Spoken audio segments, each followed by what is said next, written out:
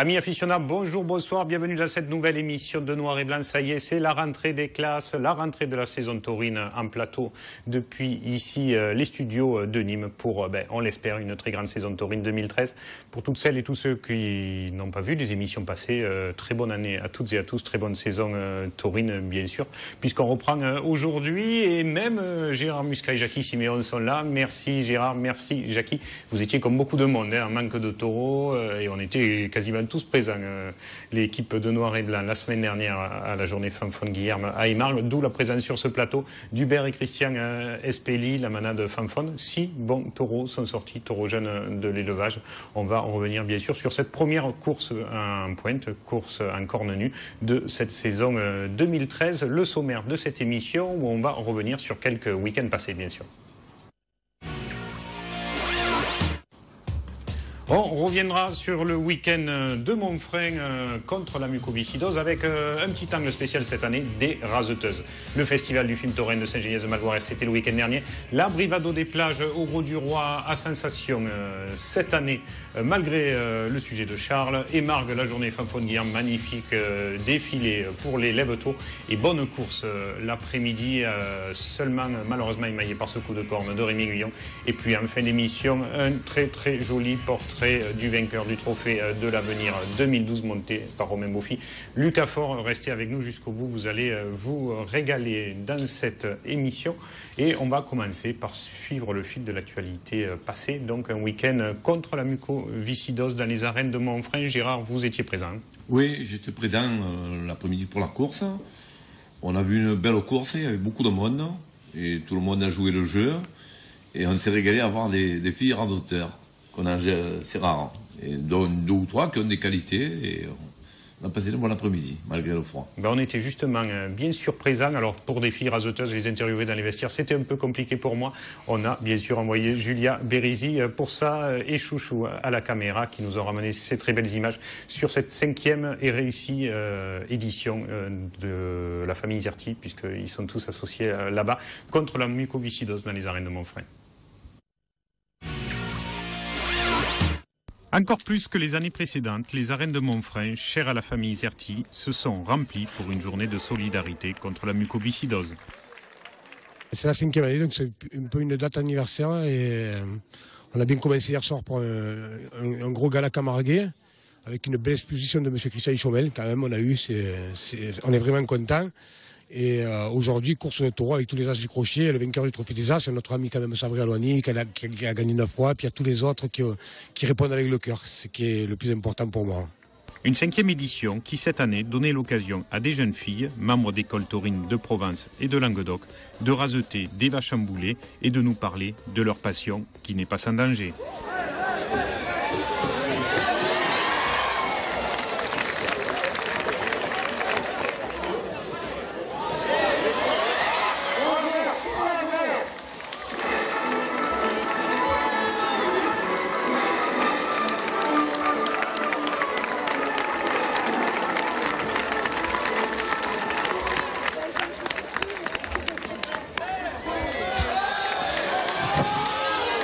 Bonjour, je m'appelle Cléron Cassandre, donc j'ai 20 ans et j'habite donc à Bernis. Et donc je viens raseter aujourd'hui pour la mucoviscidose à Montfrein. Corinne Delbeg, j'ai 16 ans, je viens de Vauvert et je rasette à l'école taurine de Vauvert. Alors je m'appelle Marie Segrétier, j'habite au Sainte-Marie de la Mer. Je m'appelle Margot Bancal, je vais avoir 14 ans, je viens de Port-Saint-Louis-du-Rhône. Dans quelle école taurine êtes-vous? Donc je suis à l'école taurine de Bouillargues depuis 4 ans. J'étais à Raphaël et là on est en train de remonter une école taurine au Sainte. De voir les raseteurs, ça me plaisait. Je voulais faire comme eux et voilà, j'ai fait l'école taurine de Port-Saint-Louis. Comment êtes-vous tombé dans les taureaux? En allant dans les fêtes votives, en voyant des taureaux, j'ai toujours été passionnée. Et puis un jour je me suis lancée donc juste en taureau piscine et ça m'a donné envie d'apprendre en école taurine. Je travaille dans les manades déjà et ça m'a donné envie de raseter et voilà. Moi les courses au Sainte, un peu de partout et avec mon cousin Anthony Heim, le regardant raseter tout ça. J'avais mes grands-parents, ils suivaient beaucoup les courses, j'allais avec eux et voilà, après j'étais passionnée alors je me suis mis dans l'école taurine. Et quel avenir tu vois dans le rasé? Non, j'en ai pas. Je fais ça pour mon plaisir. Et voilà. Je rasette surtout pour mon plaisir. Je pense pas avoir au niveau de féminin avoir beaucoup d'avenir dans le rasé. Après, je fais ça vraiment pour m'amuser et prendre du plaisir dans ma passion. Bah, si j'ai la possibilité, je verrai d'aller plus loin. Après voilà, c'est pas évident, mais je vais essayer quand même. Est-ce que c'est pas trop dur d'être une fille dans un milieu où il y a tant de garçons? C'est un peu dur parce que ils font beaucoup pas passer. Après il y a les sous et voilà, pas évident. Oui, parce qu'on n'a pas le même physique et ce sera toujours un peu plus compliqué. C'est un milieu d'hommes. Je trouve qu'au niveau du milieu masculin, au contraire, ils sont plus là pour nous aider. Ils soutiennent pas mal. C'est pas tant un milieu macho, contrairement à ce qu'on pourrait croire. Et quelles sont les stars du crochet que tu suis ou les taureaux? Alors, les stars du crochet, Anthony Heim, Bastien Four, Gabriel Montesinos et taureau préféré, Garland. Niveau raseteur, Benjamin Villard, et niveau taureau, j'en ai pas un de particulier. J'ai regardé Chaumel, après Monsieur Alouani, et voilà, beaucoup de taureaux, Garland, voilà, plein d'autres.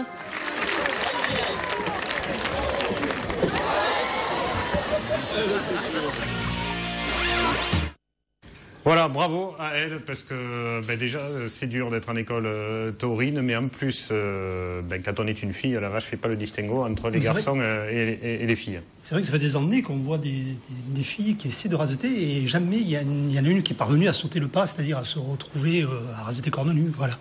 Et si un jour ça arrivait, je crois que ça poserait des problèmes, parce qu'il faudrait faire un vestiaire spécial pour les filles, et là ça compliquerait les choses, je pense.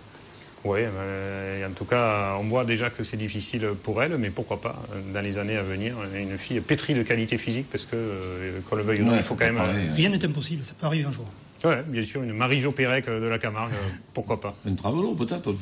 Gérard, merci de votre analyse technique sur le sujet.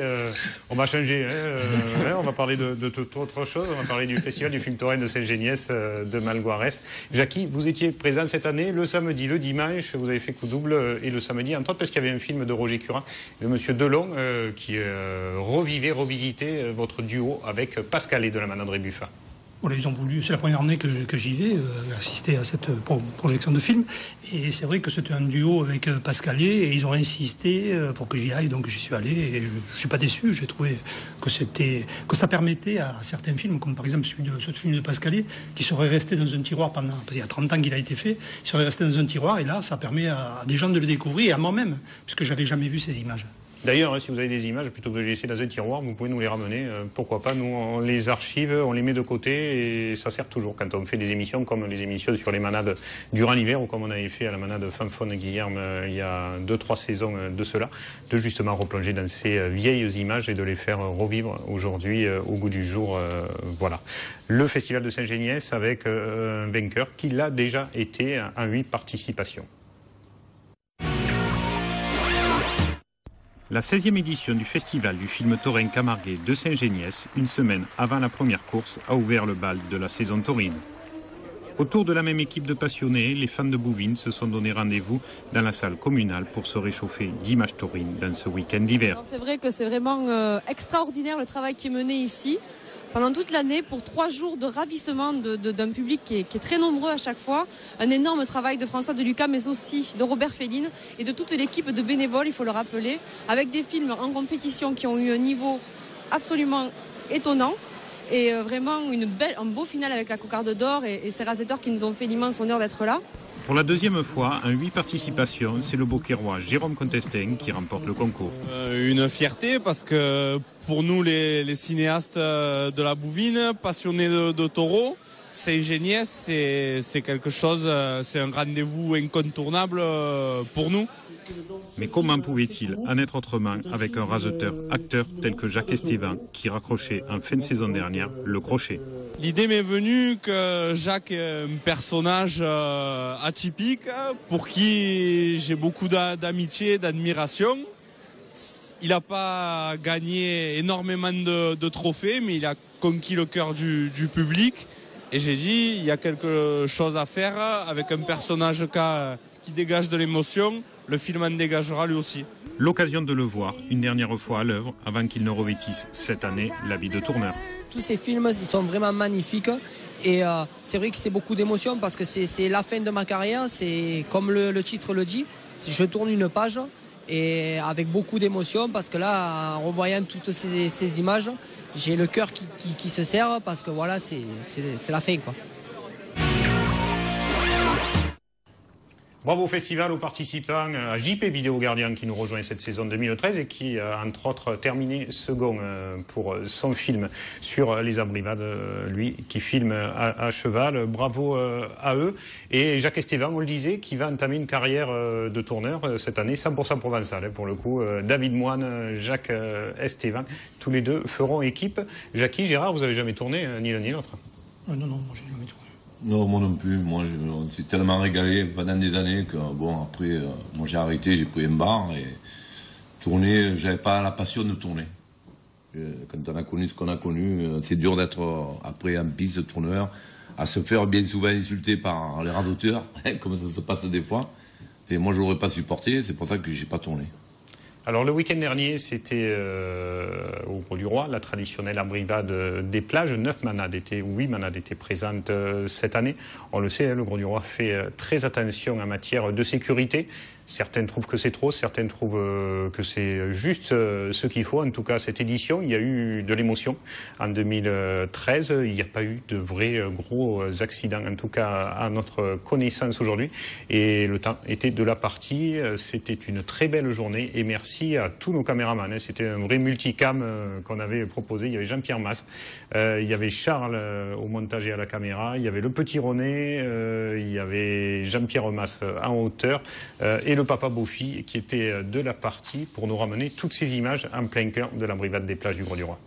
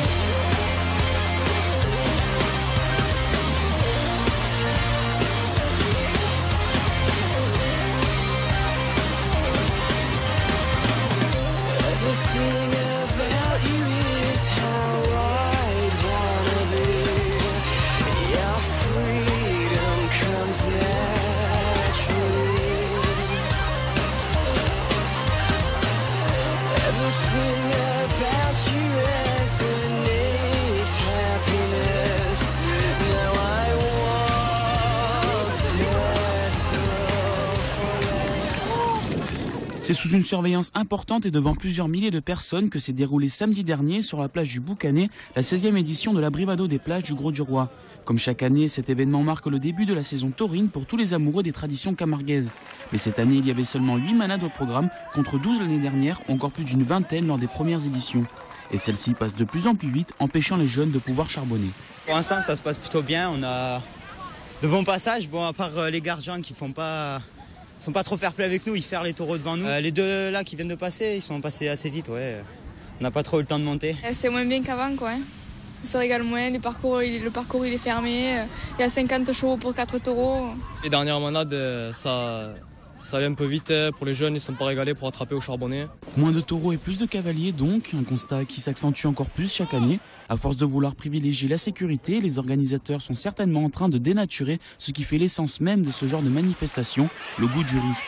Mais cette édition 2013 n'a pas fait que des malheureux, aidés notamment par le temps printanier sur la cité balnéaire. Comme chaque année, on est venu, on s'est régalé, on est avec les collègues là, on allait boire une paire de coups et voilà quoi. Non, c'était bien sympathique.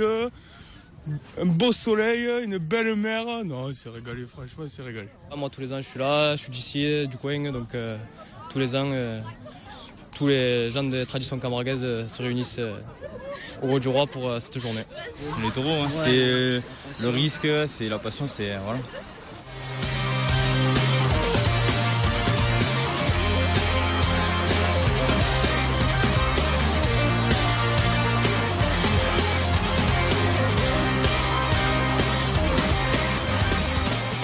Sur les 8 manades présentes, seuls 2 ont laissé échapper, offrant une nouvelle fois au public le plaisir de voir les gardiens aller chercher leur taureau dans l'eau.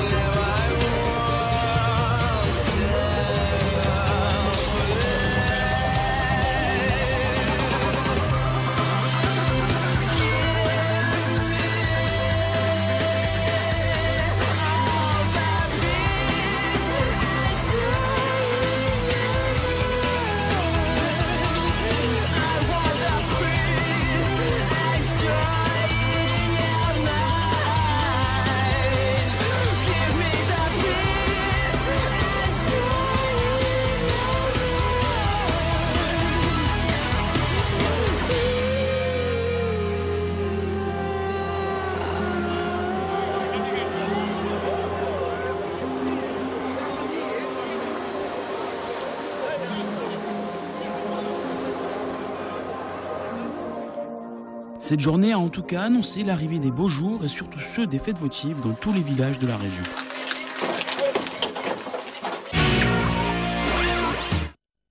Voilà une bien belle journée au Gros du Roi qui donne envie de se baigner, mais on va attendre un petit peu. Enfin, en tout cas, pour ma part, il n'y a pas de souci. Est-ce que votre belle-mère, Jackie, était présente à la brigade des plages au Gros du Roi comme pour le jeune homme? Apparemment, il y en avait une de belle-mère, mais il y avait la sienne de belle-mère. Voilà, vous, Gérard, non. Non, elle n'a pas confiance de me dire. Voilà, c'était la brigade des plages au Gros du Roi. Merci encore une fois à toute l'équipe des caméramans qui a officié ce jour-là pour nous ramener le meilleur et à Charles pour le montage de ce joli sujet. Venons-en à présent à ce qui se passait le lendemain, le week-end dernier. C'était donc la traditionnelle journée Fanfone Guilherme. On recevait sur le plateau des aléas du direct le maire des Margues, puisque maintenant, tous les jeudis soirs, dans les aléas du direct, vous avez une petite séquence course camarguaise qui vous annonce et qui vous présente le week-end à venir. Voilà, notez-le, rendez-vous tout au long de cette saison 2013 dans les aléas du direct à partir de 18h30 les jeudis soirs, plus les horaires de rediffusion habituels. Donc une journée de Fanfone Guilherme qui démarre tôt. Peut-être un peu trop tôt, Christian, parce que quand même le défilé à 9h, Jackie Gérard, il dort à cette heure-là. Bon, ça nous fait trier à 7h, mais c'est pas grave. Non, c'est vrai que après tout est tassé. Déjà, on voit la course à 3h15, c'est limite. Au dernier taureau, on commence à sentir le froid qui arrive. Donc c'est vrai que ça fait un peu tasser pour arriver à tout placer. Mais bon, dans l'ensemble, oui, c'est vrai que c'est un peu calme à 9h. Et puis après la messe, hop, tout le monde rapplique et il y a quand même du monde. Et moi, je suis étonné de voir à quel point cette journée de rassemblement continue. Au bout de 24 ans à attirer du monde, j'en espérais pas tant quand ça a débuté. Oui, puisque bien sûr, Fanfone, vous l'avez bien connu, puisque votre père et votre oncle étaient les bails le gardien, pour ceux qui ne le savent pas, de l'élevage.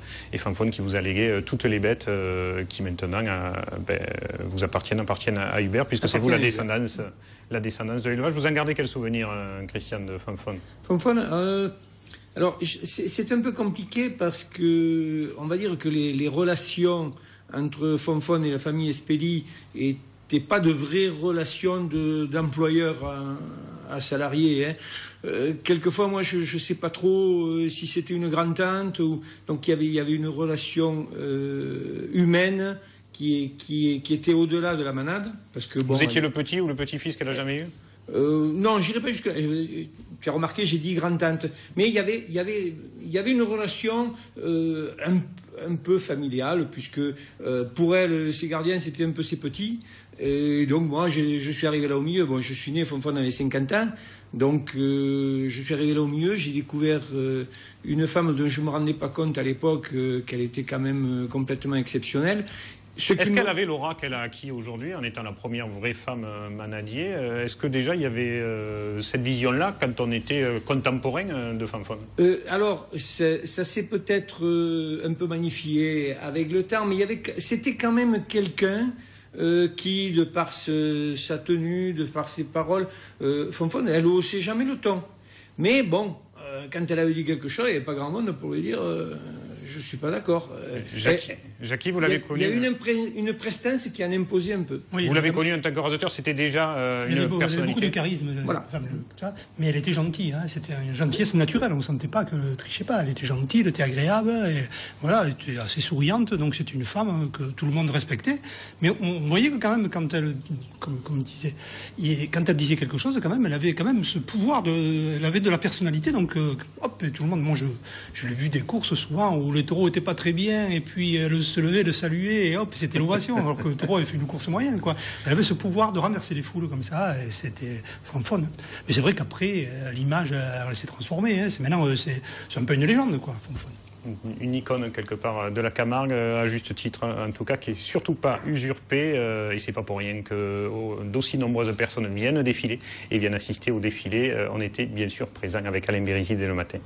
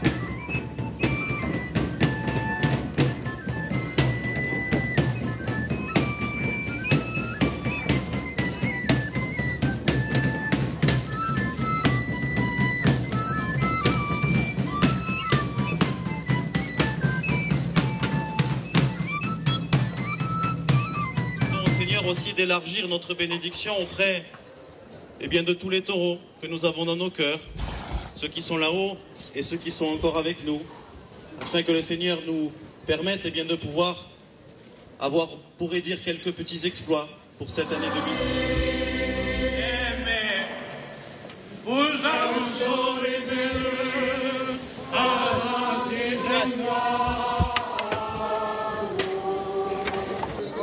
Être une fête incontournable aujourd'hui. Elle est non seulement incontournable, mais elle est magnifique. Hein. On a l'impression qu'on se réenracine. Voilà.